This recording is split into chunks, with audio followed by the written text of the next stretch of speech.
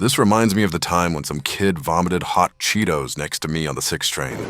A stream of pink goop came out of his mouth and nose, and it got all over my right arm, the floor, and on the seat next to mine.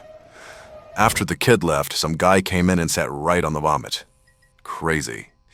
Anyways, welcome to the demo for Fractured Mind, a body cam-style horror game. My computer can't actually run this game, so I'm playing this on the lowest possible settings. There are also deafening fan noises coming from my PC. You can't hear it in this video because I muted my mic, but I think it adds a lot to the atmosphere. In this game, you play as Michael, open bracket, redacted, close bracket. Weird name. He is a seasoned special operative and team leader. However, after several failed missions, Michael has developed post-traumatic stress disorder. His every action is crippled by guilt. One day, he has to buy some groceries and decides to take a 20-minute train ride to Koreatown because the H-Mart there sells delicious marinated meat, despite the fact that everything in Midtown Manhattan is overpriced. He decides to take a short nap and wakes up with no one around. He picks up a gun and begins exploring the empty cars. The game is mostly a walking sim with some puzzle elements. You walk through 3 train cars and you get teleported back to the beginning of the first car after you exit the third. Some spooky things happen, like this AI voice talking through the train with loudspeakers, or these terrifying puddles of strawberry syrup. The gun is never actually used in this demo, except for one instant at the very end. I guess it's mostly for emotional support. Now, I don't play many horror games, since I don't enjoy shitting my pants. Also because I already wake up nightly, screaming at things that are infinitely worse than some whack-looking monsters. The scariest game I remember playing was Counter-Strike. But this game is strangely comforting. Everything here looks convincing, from the train doors to the advertisements to the seats. It brings me back to when I had to take the subway to school, to my childhood. I remember having crackheads yell at me. I remember seeing dudes taking a dump on the subway platform.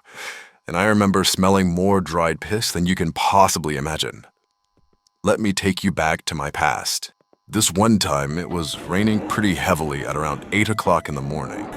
I got off the train. It was rush hour, so everyone was packed together like damp sardines. I was slowly shuffling up the stairs along with everybody else when some rainwater seeped through the cracks in the subway ceiling and dripped onto my head. I thought it was just water, so I didn't really mind at first and kept walking. Then I ran my hand through my hair and smelled my fingers. And it smelled like raw sewage, like actual human feces. I went to a public bathroom afterwards and washed my head with hand soap. This other time, I was in 2nd or 3rd grade, and I was taking the train to school early in the morning. I was tired, probably because I stayed up too late watching YouTube. Then some old guy just started screaming into my face, telling me he'll shoot me and that I was a little shit. Note that this was also during rush hour, so the train was packed. I think I was accidentally staring at him, and that made him angry, even though I was just trying not to pass out. Some lady pulled me over, stood between me and him, and then started yelling back at the guy. Thank you, lady, wherever you are now.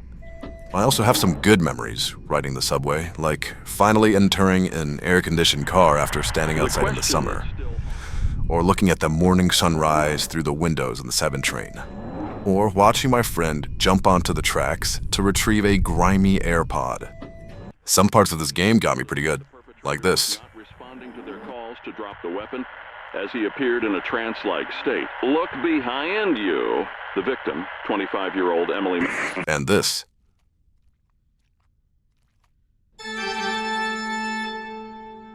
Fractured Mind is an interesting horror game, and I thought it was enjoyable, aside from a few visual bugs. These might have happened because I was running the game on the Windows 98 quality settings. If not, then they'll probably be ironed out in the final release. Check the demo out on itch.io. Alright, see ya. Engraving.